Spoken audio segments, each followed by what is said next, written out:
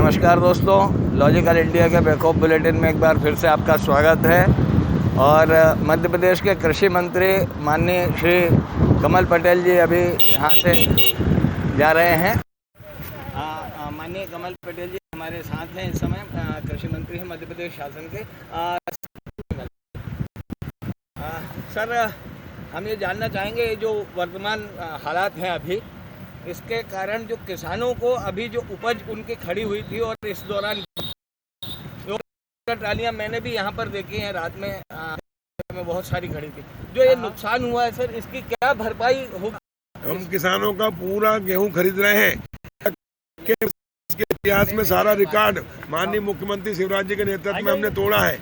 पिछले बार 63 lakh metric ton गेहूं खरीदा गया था, इस बार 127 लाख मीट्रिक टन से अधिक गेहूं खरीदा गया है। पिछले बार से डबल है, जबकि कोरोना संकट है, मजदूर नहीं है, लेकिन किसानों का पूरा गेहूं खरीदा है और 20,000 करोड़ के आसपास हमने किसानों को दे दिया और बाकी दे रहे हैं। हम अभी मूंग भी खरीदेंगे और जैसे ही हमने मूंग की खरीदने की घोषणा की तो व्यापारियों ने मूंग के भाव कम कर दिए थे, 5500 कर दिए थे।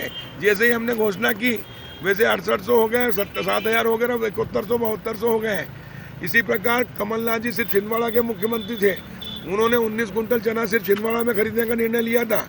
हमने पूरे मध्य प्रदेश का लिया है, क्योंकि हमारी सरकार, प्रधानमंत्री नरेंद्र मोदी जी कहते हैं सबका साथ, सबका विकास, सबका विश्वास, उसको हमने चरितार्थ किया है।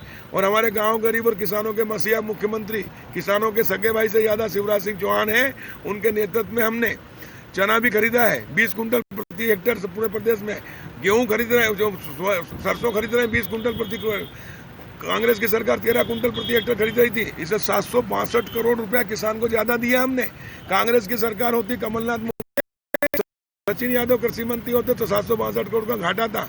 हमने सचिन यादव का जिला है खरगोन, वहाँ 35 हेक्टेयर खरीद रहे थे, हमने 20 कर दिया है। और इसलिए किसानों की सरकार है हमारी, जो कहते हैं वो करते हैं। कमलनाथ की सरकार किसान विरोधी थी, धोखेबाज सरकार थी, माफियाओं का राज था, वेयर हाउस घोटाला था, ट्रांसपोर्ट घोटाला था, उसकी जांच करा रहे हैं, सबको व्यवस्था कर देंगे। ठीक है, मेरा ये प्रश्न था, अभी आप जो कह रहे हैं जो नुकसान हुआ, हम गीला हुआ गेहूँ भी सूख गया है, वो भी हम, क्योंकि किसान बरसाती में नक्कल आया है और इसलिए पूरा गेहूँ खरीदा है, किसी किसान को नुकसान नहीं होने देंगे। तेल को हमने कंट्रोल किया है और उसके बाद भी नुकसान हुआ तो RBC 6-4 में हम सहायता देंगे।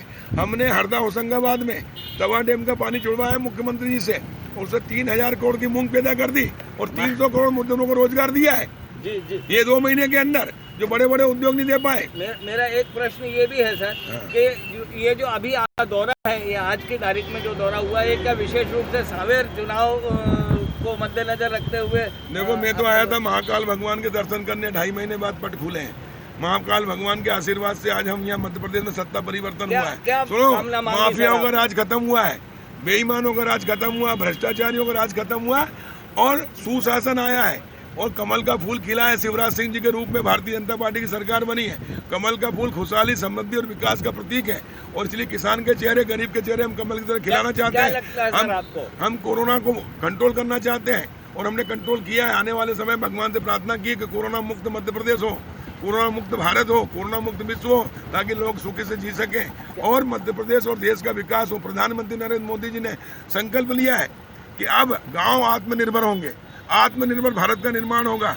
और 24 अप्रैल 2020 को उन्होंने जो प्रधानमंत्री स्वामित्व योजना शुरू की है, वो योजना भारत के लिए, गाँव के लिए ऐतिहासिक योजना है। अब ये गाँव का मकान है, ये 25 लाख का है, इसके ऊपर 5,000 की जमानत नहीं हो सकती थी। अब स्वामित्व योजना से, प्रधानमंत्री स्वामित्व योजना से इसका सर्वे होगा और 25 लाख का लोन मिलके ये 25 लाख का कोई भी वेयर हाउस बना सकेंगे। तो गांव के विकास के द्वार मोदी जी ने खोले हैं। गांव की तकदीर तस्वीर बदलेगी, दशा और दिशा बदलेगी। सही मायने में गांव को आज़ादी 24 अप्रैल 2020 को मोदी जी ने दिलाई है, इसलिए उनका धन्यवाद करते हैं। आपको क्या लगता है सर, अभी जो 24 सीटों पर चुनाव है, 24 की 24 सीट भारतीय जनता पार्टी जीतेगी। कांग्रेस की जमानत जब्त होगी। क्यों? क्योंकि कांग्रेस ने धोखा दिया, कर्जा माफी के नाम पे धोखा दिया, युवाओं को रोजगार देने के नाम पे धोखा दिया, बेरोजगारी भत्ता के नाम पे धोखा दिया, महिलाओं को समूह का कर्जा माफ करने का धोखा दिया। कल्याणी माताएं दिव्यांग माताएं, सुनो, बुजुर्गों, सबके साथ धोखा किया, ये जो अभी अतिथि यहाँ पर विद्वानों के साथ पार्टियों धोखा में किया, फेरबदल इसलिए हुआ है। सुनिए, सबके साथ धोखा किया, इसलिए जनता अब धक्का दे चुकी है।